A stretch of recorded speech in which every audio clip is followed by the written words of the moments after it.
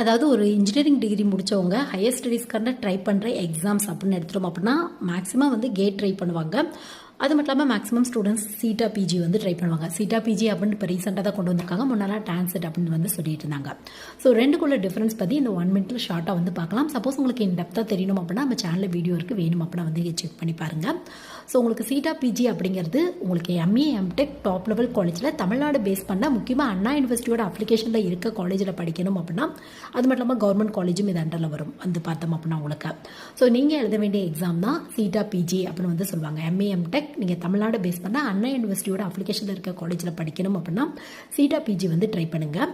இதுவே வந்து இங்கே national level college IIT NIT இது மட்டும் இல்லாமல் இன்னும் நிறைய டாப் லெவல் காலேஜில் எம்ஏ எம்டெக் படிக்கணும் அப்படின்னா கேட் எக்ஸாம் வந்து ட்ரை பண்ணுங்கள்.